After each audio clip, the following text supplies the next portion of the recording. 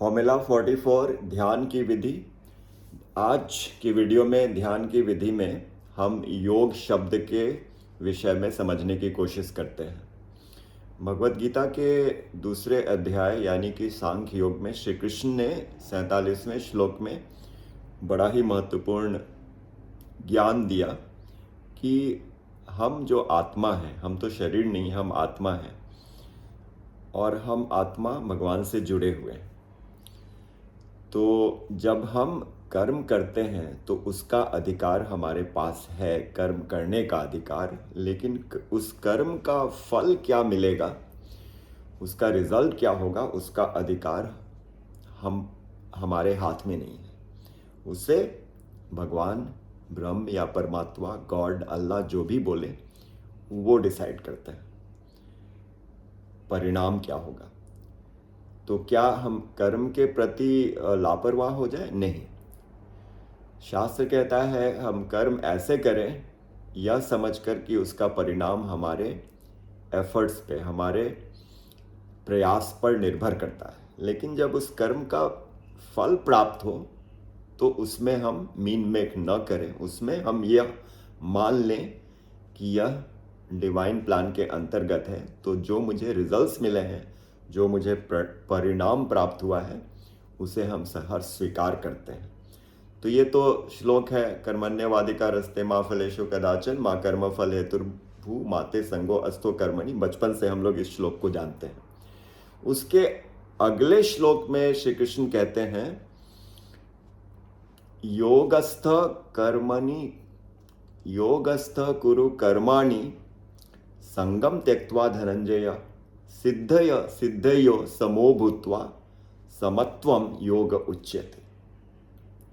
योग किसे कहते हैं? योग समत्वम को कहते हैं। जब हमारा मन वो समत्वम की स्थिति में चला गया हो, इक्विपॉइज्ड, हम सुख और दुख से ऊपर उठ गए हों, सुख में भी विचलित नहीं हुए और दुख में भी विचलित नहीं हुए, भगवान को याद कर कर, गुरु को याद कर कर हमने उस स्थिति को डटकर उसका मुकाबला किया, सहर्ष यह मानते हुए कि यह सुख दुख तो आते ही रहेंगे और आते ही रहते हैं, यह हमारे जीवन का एक अटूट सत्य है। मात्रा स्पर्शास्तु कौन्तेय शीतोष्ण सुख दुखदा आगमा पाइनो नित्यस तान तितिक्षस्व भारत। तो हमें उसे सहने की आदत डालनी चाहिए, जैसा हमने भगवत गीता के शुरू में जिस श्लोक को पढ़ा। यहीं पर भी उसी की बात हो रही है कि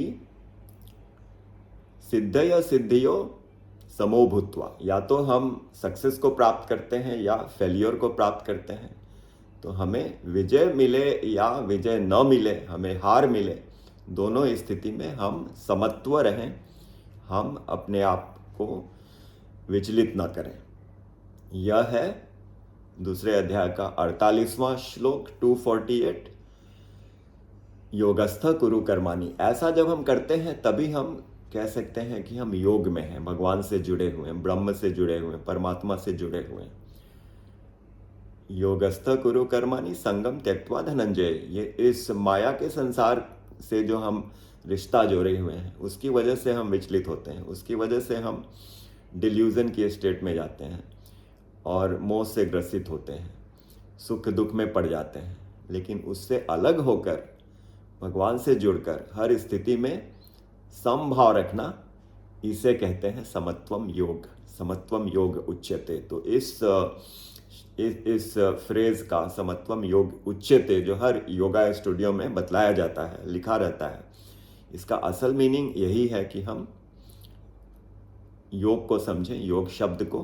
तो योग शब्द का अर्थ हो गया आत्मा का परमात्मा से मिलना, क्योंकि माया की वजह से हम परमात्मा को भूल जाते हैं और इसलिए हम विचलित होते हैं। फिर भगवान ने दूसरे अध्याय के 50वें श्लोक में कहा बुद्धि युक्तो जहातीह उभे सुकृतो दुष्कृते तस्माद् योगाय युज्यस्व योगः कर्मसु कौशलम। तो ऐसी बुद्धि बन जाए जो अच्छा कोई अवसर हो या बुरा अवसर जो भी हो, उसमें अगर हम समत्व भाव से रहें, सुकृते दुष्कृते, तो ऐसी स्थिति में अगर हम अपने मन को नियंत्रित रखते हैं और उस डिवाइन शक्ति से जुड़कर, तस्मात् योगाय युज्यस्व, अपनी कोशिश से अपने मन को कंट्रोल में कर कर, काबू में कर कर, धीरे धीरे सीख कर जब उस परम सत्ता से जुड़ते हैं और उनकी शक्ति से हम कठिनाइयों का सामना करते हैं, तो उस स्थिति में जो कार्य करते हैं वही योग है। योग कर्मशु कौशलम, कुशलतापूर्वक जो हम अपना कार्य करते हैं वही योग है। तो ये दो फ्रेज हम बराबर से सुनते आए, समत्वम योग उच्यते योग कर्मशु कौशलम, इसका अर्थ यही है। योग शब्द युंजति धातु से बना है, युंजन, जिसका मतलब है कि आत्मा से और परमात्मा से जुड़ना, क्योंकि हम उसी परमात्मा के अंश हैं। तो जब तक अंश अपने अंशी से नहीं जुड़ता है, फिर उसे पूर्ण संतुष्टि और पूर्ण आनंद की प्राप्ति नहीं होती है। तो पूर्ण संतुष्टि, पूर्ण शांति और पूर्ण आनंद के लिए हमें अपने अंशी से जुड़ना होगा, और वो अंशी भगवान है। भगवान मतलब राम कृष्ण, जिस भी नाम से हम जानते हैं। भगवान का एक दूसरा रूप है परमात्मा, जो हमारे हृदय में विराजते हैं। और तीसरा भगवान का जो स्वरूप है वह ब्रह्म का है, जिसके द्वारा भगवान हर कण कण में व्याप्त हैं। तो ब्रह्म, परमात्मा और भगवान, ये तीनों को समझा और फिर कैसे जुड़ना है उसको समझे, तो यही योग है। और कर्म का सिद्धांत भी हम लोगों ने इस ध्यान की विधि में सीखा। तो अगर भगवत गीता के इन श्लोकों के साथ अगर हम ध्यान करते हैं हर सुबह और हर शाम 10 मिनट, तो हम फॉर्मूला 44 का एक बेहद ही इम्पॉर्टेंट जो पार्ट है ध्यान विधि, उसको कर पाएंगे। उसके लिए हम पद्मासन या अर्ध पद्मासन या किसी भी अच्छे आसन में जो हम सहजता से कर सकते हैं, बैठे, रीढ़ की हड्डी सीधी और हमारा शरीर बिल्कुल एक वर्टिकल लाइन में, आंखें बंद, और योग की मुद्रा भी ज्ञान मुद्रा या चिन्ह मुद्रा, दोनों हाथों को अपने घुटने पर रखकर हम उस परम सत्ता से जुड़ते हैं, उनके रूप को अपने मस्तिष्क में लाते हैं, गुरु को भी साथ में लाते हैं। तो यह सबसे बढ़िया मेडिटेशन का टेक्निक है, और इसमें बैठने से हमारे विचार प्यूरिफाइड होते हैं और हम अपने लक्ष्य को प्राप्त होते हैं।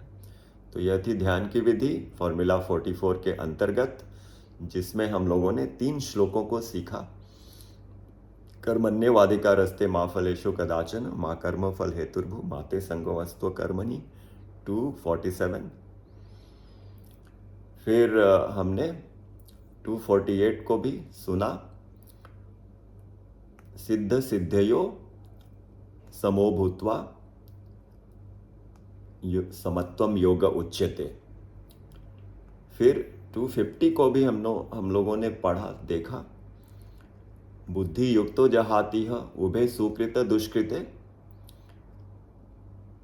तस्माद् योगाय युज्यस्व योग कर्मसु कौशलम। और इसके साथ ही हम लोग जब 55वें श्लोक में जाते हैं तो वहाँ भी इस बात को फिर से दोहराया गया, प्रजहाति यदा कामान। क्योंकि अर्जुन पूछते हैं कि अच्छा, अगर समत्वम को प्राप्त हो जाए, योग हमारी बन जाए, तो उस स्थिति को स्थित प्रज्ञ की स्थिति कहते हैं। तो वो स्थित प्रज्ञ की स्थिति क्या है? वह मनुष्य जो स्थित प्रज्ञ हो गया हो, वो कैसे चलता है, वो कैसे उठता है, कैसे बैठता है, कैसे बातें करता है, इसके बारे में अर्जुन श्री कृष्ण से पूछते हैं। तो 55वें श्लोक में कृष्ण बतलाते हैं, प्रजहाति यदा कामान सर्वान् पार्थ मनोगतान् आत्मन्यैव आत्मना तुष्टः स्थित प्रगस्यत्यदोच्यते। स्थित प्रज्ञ वो है जो अपने मन को कंट्रोल में रखा है, अपनी इच्छाओं पर जिसे काबू प्राप्त है, और वो अपने सेल्फ में, अपनी आत्मा में संतुष्ट है। ऐसा इंसान स्थित प्रज्ञ है और उसे अपने योग की प्राप्ति होती है। इन्हीं शब्दों के साथ फिर से हम किसी और मेडिटेशन की टेक्निक या किसी और फॉर्मूला 44 के अंग की बात अगले वीडियो में करेंगे। Take care.